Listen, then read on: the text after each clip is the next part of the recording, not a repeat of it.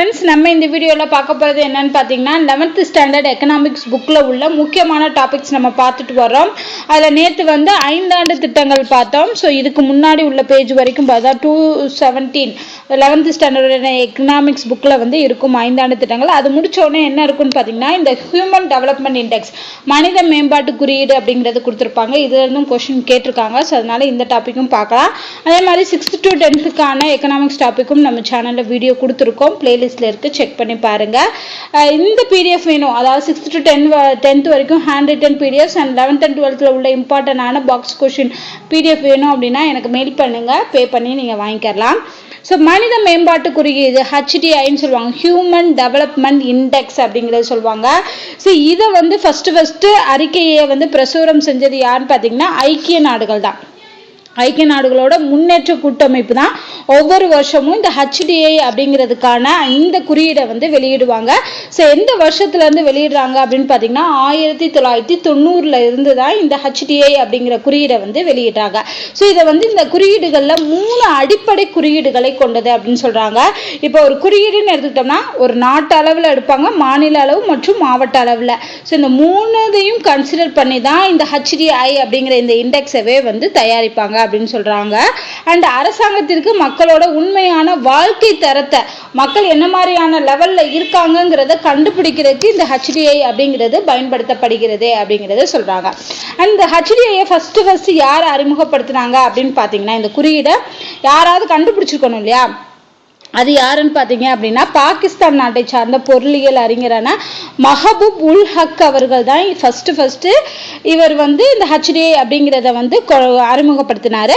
அதை வந்து அடுத்து மேம்படுத்தினவர் யாருன்னு பார்த்தீங்கன்னா நம்ம இந்தியாவை சார்ந்த பொருளியல் அறிஞரான அமர்த்தியா குமார் சென் அப்படின்னு சொல்லக்கூடியவர் 1990 வந்து அதை வந்து என்ஹான்ஸ் பண்றாரு, அதாவது மேம்படுத்துறாரு. ஓகேவா? ஸோ இந்த HDI வெளியிடக்கூடிய அமைப்பு எதுன்னு பார்த்தீங்கன்னா ஐக்கிய நாடுகளோட முன்னேற்ற திட்டம் அப்படின்னு சொல்லக்கூடிய UNDP. ஸோ இதை ஞாபகம் வச்சுக்கோங்க, கேட்கலாம். HDI வெளியிடுவது எந்த அமைப்பு அப்படிங்கிற மாதிரி கேட்டாங்கன்னா யுனைடெட் நேஷன் டெவலப்மெண்ட் ப்ரோக்ராம் இவங்க தான் வந்து வெளியிடுவாங்க. இதுல என்னன்னா 3 அடிப்படைகள்ல வச்சு கண்டுபிடிக்கிறாங்க. ஒன்று வந்து ஃபர்ஸ்ட் வந்து வாழ்நாள் குறியீடு, எதிர்பார்க்கப்படும் வாழ்நாள் குறியீடு, அப்புறம் கல்வி குறியீடு, மொத்த உள்நாட்டு உற்பத்தி. இந்த 3 அடிப்படையில தான் இந்த HDI அப்படிங்கிறத UNDP வந்து வெளியிடுறாங்க. அந்த 3 என்ன அப்படிங்கிறத சொல்லியிருப்பாங்க. ஃபர்ஸ்ட் வாழ்நாள், அதாவது ஒரு குழந்தை பிறக்குது அப்படின்னா இப்போ இந்த இந்திய நாட்டில் ஒரு குழந்தை பிறந்தா சராசரியாக இவ்வளோ வருஷம் வாழும், 68 வயசு வரைக்கும் வாழும், 63 வயசு வரைக்கும் வாழும் அப்படின்னு சொல்லுவாங்க இல்லையா, அந்த எதிர்பார்க்கப்படக்கூடிய வயது தான் வந்து வாழ்நாள் அப்படின்னு சொல்றாங்க. கல்வி தகுதினா நம்ம படிக்கிற டிகிரியை பொறுத்து. அடுத்து வாழ்க்கை தரம்ங்கிறது ஒருத்தரோட வருமானம். ஓகேவா? தனிநபர் வருமானத்தை வச்சு அவங்க வந்து எந்த வாழ்க்கை தரத்தில் இருக்காங்க அப்படிங்கிறது. ஸோ மெயினாக இந்த 3 அடிப்படையில் தான், அதாவது வாழ்நாள், கல்வி தகுதி, வாழ்க்கை தரம், இல்லைன்னா மொத்த உள்நாட்டு உற்பத்தின்னு சொல்லலாம். இந்த 3ஐயும் அடிப்படையாக வச்சு தான் இந்த HDI ஹியூமன் டெவலப்மெண்ட் இண்டெக்ஸ் அப்படிங்கிறது குறிப்பிடப்படுகிறது.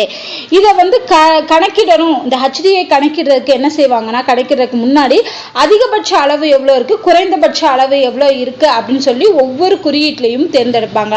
மெயினாக இந்த HDI அப்படின்னு சொல்லக்கூடிய இந்த இண்டெக்ஸ் வேல்யூங்கிறது 0ல இருந்து 1க்குள்ள மட்டும்தான் இருக்கும் அப்படின்னு சொல்றாங்க. அதாவது எப்படின்னா 0.9, 0.8, 0.7, 0.6, 0.5, 0.4, 0.3, 0.2, 0.1 அப்படிங்கிற அந்த 0ல இருந்து 1 வரைக்கும் இருக்கக்கூடிய அந்த வேல்யூல மட்டும்தான் HDI வேல்யூ வந்து இருக்கும்.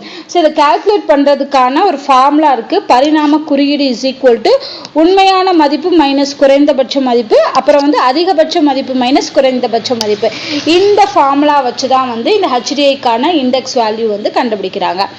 அடுத்து வந்து பாத்தீங்கன்னா நம்ம திட்டக்குழுவோட 2011 ஆண்டு மனித மேம்பாட்டு அறிக்கையின்படி இந்த மனித வளர்ச்சி குறியீடு அப்படிங்கிறத வந்து எந்த காலகட்டம் வரைக்கும் கண்டுபிடிச்சிருக்காங்கன்னு பார்த்தீங்கன்னா 1980 இருந்து 2011 வரைக்கும் கால்குலேட் பண்ணதுல என்ன தெரிஞ்சிருக்குன்னா, அதாவது இந்த குறியீடு வந்து இன்க்ரீஸ் ஆகிக்கிட்டே வந்திருக்கு, முன்னேறிக்கிட்டே வந்திருக்கு. 1980 இருந்ததை விட 1990 அதிகமாக இருக்குது. அதே மாதிரி 1919 விட 2010 வந்து அதிகமாக இருக்குன்னு சொல்லி கண்டுபிடிச்சிருக்காங்க. ஸோ இதை வந்து யார் கண்டுபிடிச்சிருக்காங்கன்னா திட்டக்குழுவோட அறிக்கை வந்து சொல்லுது 1980 இருந்து 2011 வரைக்கும் இந்த வளர்ச்சி குறியீடு என்பது குறிப்பிட்ட அளவில் முன்னேறிக்கிட்டு தான் இருக்கு அப்படின்னு சொல்லியிருக்காங்க. ஸோ அதோட வேல்யூ பார்த்தீங்க அப்படின்னா இந்த HDAயோட வேல்யூ 1981ல் 1981 வந்து 0.302 நான் சொன்னேன் 0லேருந்து 1 வரைக்கும் தான் இருக்கும் வேல்யூ அப்படின்னு. ஸோ இந்த 0.0302 அப்படின்னு இருந்தது 2011 இன்க்ரீஸ் ஆயிருக்கு 0.472 இன்க்ரீஸ் ஆயிருக்கு. அப்போ அதுதான் முன்னேறி இருக்கு அப்படிங்கிறத சொல்றாங்க. ஓகேவா. அடுத்து இப்போ வந்து ரீசெண்டாக யூஎன்டிபி வெளியிட்ட HDA இண்டெக்ஸ் படி 2016 சொன்ன HDA இண்டெக்ஸ் படி 188 நாடுகளுக்கு வெளியிட்டிருக்காங்க. அதில் இந்தியா வந்து 131வது இடத்துல இருக்கு.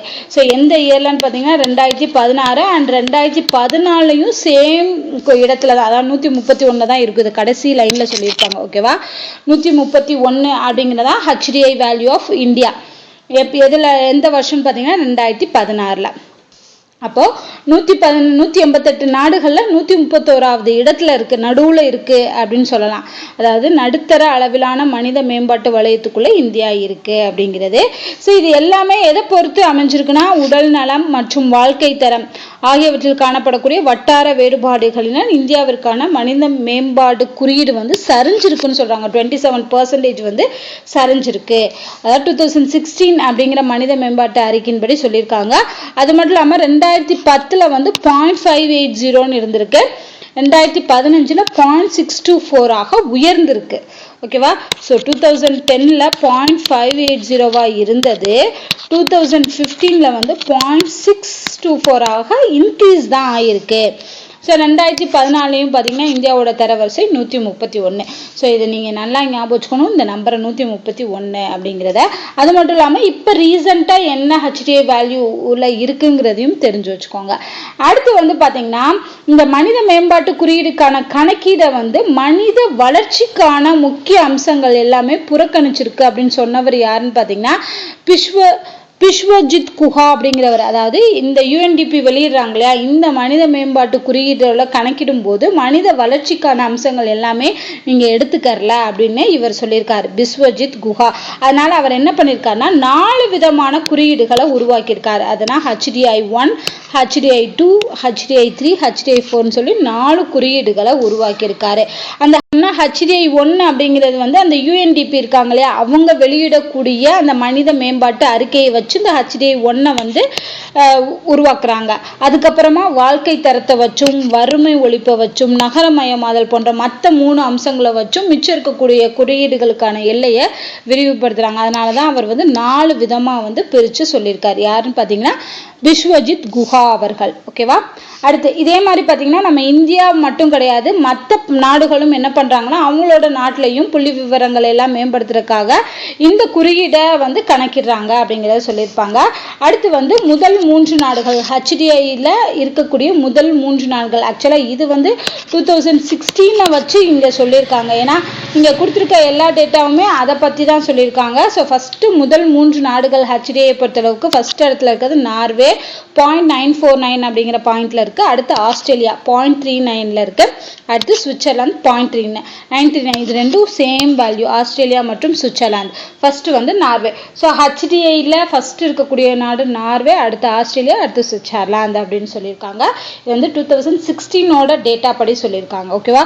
ஸோ இதோட வந்து இந்த HDI மனித மேம்பாட்டு குறியீடு அப்படிங்கிறது கம்ப்ளீட் ஆயிடுச்சு. ஸோ இதே மாதிரி வேற இன்ஃபர்மேஷன்ஸ், முக்கியமான இன்ஃபர்மேஷன்ஸ் இந்த புக்கில் இருந்தாலும் அதை நம்ம அடுத்தடுத்து பார்க்கலாம். ஸோ இந்த வீடியோ உங்களுக்கு பிடிச்சிருந்தா லைக் பண்ணுங்க, ஷேர் பண்ணுங்க. நன்றி.